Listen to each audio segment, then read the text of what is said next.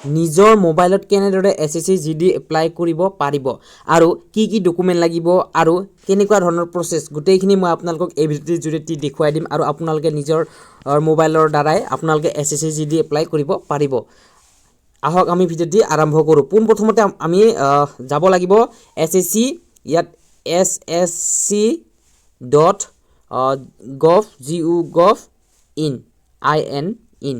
আপোনালোকে এই ৱেবছাইটত আহিব। মই ডিছক্ৰিপশ্যনত লিংক দি থৈ দিম, আপোনালোকে ডাইৰেক্ট ডিছক্ৰিপশ্যনৰ পৰাই এপ্লাই কৰিব পাৰিব। পোনপ্ৰথমতে আপোনালোকে ইয়াত যদিহে আগতে ৰেজিষ্ট্ৰেশ্যন কৰিছিলে তেন্তে আপোনালোকে ৰেজিষ্টাৰ্ড নাম্বাৰটো লাগিব আৰু যদিহে আপোনালোকে পোনপ্ৰথমবাৰৰ বাবে ৰেজিষ্টাৰ কৰিব বিচাৰিছে বা এপ্লাই কৰিব বিচাৰিছে তেনেহ'লে আপোনালোকে পোনপ্ৰথমতে ৰেজিষ্টাৰ কৰি ল'ব লাগিব। ইয়াত লগিং অপশ্যনটো আপোনালোকে ক্লিক কৰিব। যদিহে আপোনালোকে ফ্ৰেছাৰ্ছ হয়, যদিহে আপোনালোকে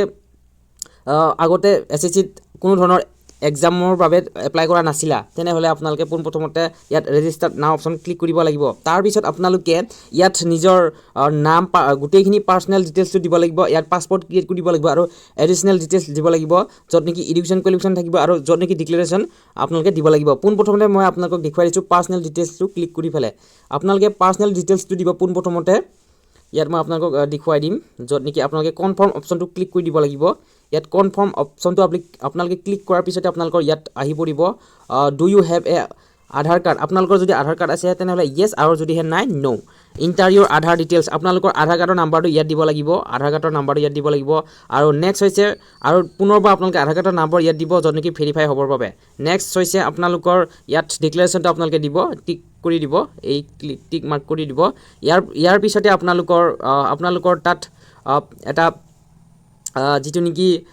OTP যাব মোবাইল নাম্বাৰটোত, সেইটো আপোনালোকে চেণ্ড কৰি দিব। তাৰপিছত আপোনালোকৰ ইয়াত মেট্ৰিকুলেশ্যন আপোনালোকৰটো দিব, ইয়াত নেম, য'ত নেকি আপোনাৰ মেট্ৰিকুলেশ্যন চাৰ্টিফিকেট থাকিব সেইটো নেমটো দিব, অৰ্থাৎ আপোনাৰ নামটো। আৰু পুনৰবাৰ ভেৰিফাই কৰিবৰ বাবে আপোনালোকৰ নামটো ইয়াত দিব আৰু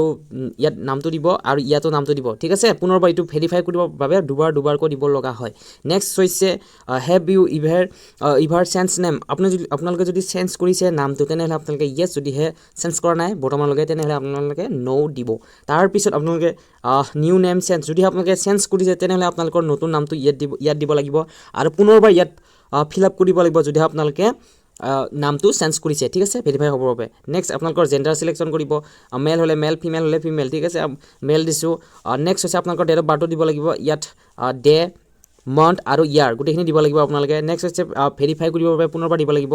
ফাদাৰ নেম দিব লাগিব, মাদাৰ্ছ নেম দিব লাগিব। ফাদাৰ নেম পুনৰবাৰ কৈছোঁ, য'ত নেকি এছএছচিয়ে বাৰে কৈ আছে যে ভেৰিফাই কৰিব লাগে, যিকোনো আধাৰ কাৰ্ডে হওক আপোনাৰ নাম প্ৰমাণপত্ৰকে আদি কৰি গোটেইখিনি ভেৰিফাই কৰিব লাগে। এছএছচিৰ এইটোৱে ভাল ৰুল। নেক্সট আপোনালোকৰ কোনো ধৰণৰ ভুল নহয়, ঠিক আছে, টাইপিং কৰোঁতে যদিহে ভুল হয় তেনেহ'লে আপোনালোকৰ ইয়াত এৰৰ আহিব, সেইটোৱে ভাল ষ্টেপ লৈছে এছএছচি জিডিয়ে। আৰু নেক্সট হৈছে আপোনালোকৰ ইয়াত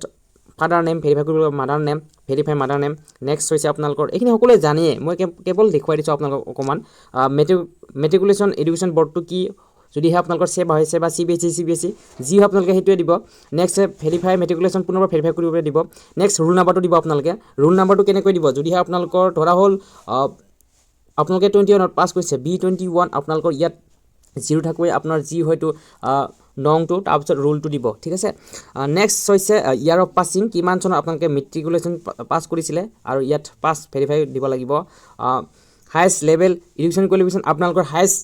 এডুকেশ্যন কোৱালিফিকেশ্যন কিমান আছে, যদিহে আপোনালোকৰ ডিগ্ৰী লৈ আছে তেনেহ'লে গ্ৰেজুৱেশ্যন, যদিহে 10+2লৈকে আছে তেনেহ'লে হাই ছেকেণ্ডেৰীত দিব আপোনালোকে, ঠিক আছে। নেক্সট হৈছে আপোনালোকৰ কেণ্ডিডেট মোবাইল নাম্বাৰটো দিব লাগিব আৰু কেণ্ডিডেট ইমেইল আইডিটো যিটো নেকি আপুনি চলাই থাকে, ঠিক আছে, আপোনাৰ মোবাইলত উপলব্ধ সেইটো দিব। তাৰপিছত আপোনালোকে নেক্সট কৰি দিয়াৰ লগে লগে আপোনালোকৰ তাত OTP যাব আৰু সেই OTPটো আপোনালোকে মই অলপ আগতে দেখুৱাই দিছিলোঁ আপোনালোকক OTP বুলি, সেই চেণ্ড OTP ক্লিক কৰিব। ইয়াতে আপোনালোকৰ OTP ফিল আপ কৰাৰ বাবে এটা অপশ্যন দিব, সেইটো কৰাৰ পিছত আপোনালোকৰ ৰেজিষ্ট্ৰেশ্যন হৈ যাব। তাৰপিছত আপোনালোকে পুনৰবাৰ ইয়াত লগিং অপশ্যনটোত ক্লিক কৰি দিব। তাৰপিছত আপোনালোকে ইয়াত ৰেজিষ্ট্ৰেশ্যন নাম্বাৰটো ইয়াত দিব। তাৰপিছত আপোনালোকে যিটো পাছপৰ্ট ক্ৰিয়েট কৰিছিলে সেইটো আপোনালোকে ইয়াত দিব, ঠিক আছে। যদিহে আপোনালোকে পাছপৰ্ট ক্ৰিয়েট কৰোঁতে পাহৰিছে বা আগতে যদি আপোনালোকে কৰিছিলে তেনেহ'লে আপোনালোকে ফৰগেট পাছপৰ্টটো ক্লিক কৰিব। তাৰপিছত আপোনালোকে কনফাৰ্ম দিব, য'ত নেকি আপোনাৰ ইয়াত থাকিব ডেট অফ বাৰ্থ, এডুকেশ্যন বৰ্ডটো দিব লাগিব, য'ত নেকি ইমেইল আইডি দিব লাগিব বা মোবাইল নাম্বাৰ দিব লাগিব। এইকেইটাৰ আধাৰত আপোনালোকৰ পাছপৰ্টটো আপোনালোকৰ ইমেইললৈ পঠাই দিব, ঠিক আছে। নেক্সট মই আপোনালোকক দেখুৱাই দিছোঁ যিটো নেকি এতিয়া এপ্লাই প্ৰচেছটো ভালে। ৰেজিষ্ট্ৰেশ্যন নাম্বাৰ দিয়াৰ পিছতে আপোনালোকৰ প্ৰফাইলটো এনেকুৱা ধৰণে ওলাই পৰিব, য'ত নেকি আপোনালোকৰ ফটো থাকিব ঠিক আছে আপোনালোকৰ ৰেজিষ্ট্ৰেশ্যন কৰোঁতে আপোনালোকে ফটোটো দিব লাগে ঠিক আছে সেইটো মই প্ৰচেছ আপোনালোকক দেখুৱাই দিয়া নাই আপোনালোকে চেভ নেক্সট ক্লিক কৰি দিয়াৰ পিছতে ওলাব ঠিক আছে নেক্সট হৈছে আপোনালোকক মই ইয়াতে আপোনালোকক দেখুৱাম য'ত নেকি constable SSC GD central Assam arm force গোটেইখিনি আপোনালোকৰ ইয়াত থাকিব য'ত নেকি আপোনালোকে এইটো ক্লিক কৰি দিব লাগিব ঠিক আছে ইয়াত এপ্লাই অপশ্যন আছে আপোনালোকে এই এপ্লাই অপশ্যনটোত আপোনালোকে ক্লিক কৰি দিব ইয়াত এপ্লাই অপশ্যনটো ক্লিক কৰি দিয়াৰ পিছতে আপোনালোকৰ ইণ্টাৰফেচটো এনেকৈ ওলাই পৰিব য'ত নেকি আপোনালোকৰ ইয়াত ডিক্লেৰেশ্যন কিছুমান দিয়া আছে আপোনালোকে পঢ়ে যদি পঢ়ি ল'ব পাৰে ঠিক আছে নেক্সট হৈছে আপোনালোকৰ নিজৰ নামটো ইয়াত ফৰ্ম ফিল আপ কৰাই থাকিব য'ত নেকি আপোনালোকে ৰেজিষ্ট্ৰেশ্যন কৰোঁতে দিয়াত আছিল ঠিক আছে গোটেইখিনি এইখিনি A to Z থাকিব আপোনালোকে যেনেকৈ ৰেজিষ্ট্ৰেশ্যন কৰোঁতে দিছিলে তেনেকুৱাই থাকিব গোটেইখিনি আপোনালোকৰ এইখিনি মই ব্লাৰ কৰি দিছোঁ যাতে আপোনালোকৰ পাৰ্চনেলিটিটো নিজৰ তাত থাকে ঠিক আছে বা পাৰ্চনেল কিছুমান ইনফৰমেশ্যন আপোনালোকে কাৰো লগত শ্বেয়াৰ কৰিব নালাগে মই এইটোৱে আপোনালোকক জনাই দিছোঁ ঠিক আছে সেইবাবে মই প্ৰাইভেচি এটা ষ্টেপ ৰাখিছোঁ নেক্সট হৈছে নেক্সট ক্লিক কৰি দিব আপোনালোকে নেক্সট ক্লিক কৰি দিয়াৰ পিছতে আপোনালোকৰ চেফ ওকে দেখাব য'ত নেকি আপোনালোকৰ হায়েষ্ট এডুকেশ্যন কোৱালিফিকেশ্যন বিচাৰিব য'ত নেকি আপোনালোকে হায়েষ্ট এডুকেশ্যন কোৱালিফিকেশ্যন যি হয় সেইটো দিব নেক্সট হৈছে আপোনালোকৰ কোৱালিফাই এডুকেশ্যনেল কোৱালিফিকেশ্যন য'ত নেকি আপোনালোকৰ ক্লাছ 10 ষ্টেণ্ডাৰ্ড থাকিব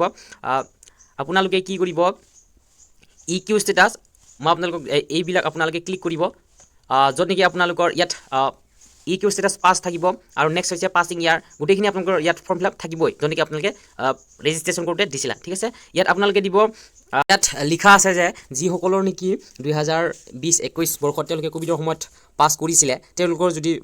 মাৰ্কশ্বিটখনত পাৰ্চেণ্টেজটো যদি নাই তেনেহ'লে আপোনালোকে NA দিব আৰু যদি আপোনালোকৰ পাৰ্চেণ্টেজটো আছে তেনেহ'লে আপোনালোকে ইয়াত লিখিব ঠিক আছে মই ইয়াত ফৰ্ম ফিল আপ কৰি দিছোঁ নেক্সট মই চেভ নেক্সট ক্লিক কৰিছোঁ ইয়াৰ পিছতে আপোনালোকৰ ছাকচেছ দেখাব তাৰপিছত আপোনালোকৰ নেক্সট ষ্টেপ ওলাব য'ত নেকি আপোনালোকৰ যদিহে আপোনালোকে এক্স ছাৰ্ভিচমেন হয় তেনেহ'লে আপোনালোকে য়েছ দিব যদি নহয় ন' দিব ৱেডাৰ চেকিং এজ ৰিলেক্সেশ্যন যদি আপোনালোকৰ এজ ৰিলেক্সেশ্যন পাব বিচাৰে তেনেহ'লে আপোনালোকে য়েছ দিব আৰু যদিহে আপোনালোকৰ নালাগে তেনেহ'লে ন' দিব ঠিক আছে নেক্সট হৈছে if Yes x relaxation code যদি আপোনালোকে এক্স ৰিলেক্সেশ্যন লৈছে তেনেহ'লে আপোনালোকৰ এক্স ৰিলেক্সেশ্যন কোডটো ইয়াত দিব ঠিক আছে